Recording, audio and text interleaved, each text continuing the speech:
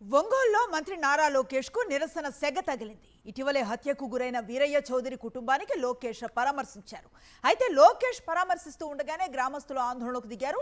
హత్య కేసులో అసలైన నిందితులను పట్టుకోలేదని ఆగ్రహాన్ని వ్యక్తం చేశారు. తమకు పూర్తిగా న్యాయం జరగలేదంటూ మండిపడ్డారు. నిందితులను కఠినంగా శిక్షించాలని నినాదాలు చేశారు. లోకేష్ తో మాట్లాడతామంటూ భారీగా మహిళలు రాగా ఎవ్వరితో మాట్లాడకుండానే కారెక్కి వెళ్లిపోయారు లోకేష్. దీంతో బారికేడ్లు తోసుకొని ముందుకొచ్చారు మహిళలు. ఎటువంటి భరోసా ఇవ్వకుండానే లోకేష్ వెళ్లిపోయారని మహిళలు ఆగ్రహాన్ని వ్యక్తం చేస్తున్నారు.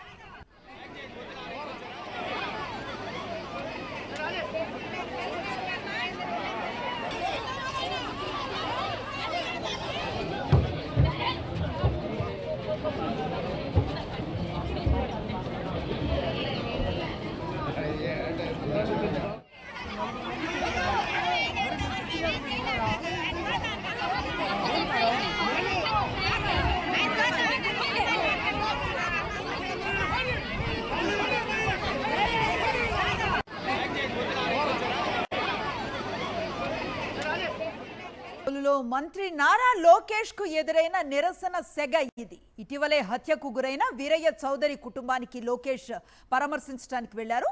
అయితే లోకేష్ పరామర్శిస్తూ ఉండగానే గ్రామస్తులు అక్కడ ఆందోళనకు దిగారు. హత్య కేసులో అసలైన నిందితులను పట్టుకోలేదని ఆగ్రహాన్ని వ్యక్తం చేశారు. తమకు పూర్తిగా న్యాయం జరగలేదంటూ మండిపడ్డారు. నిందితులను కఠినంగా శిక్షించాలని నినాదాలు చేశారు.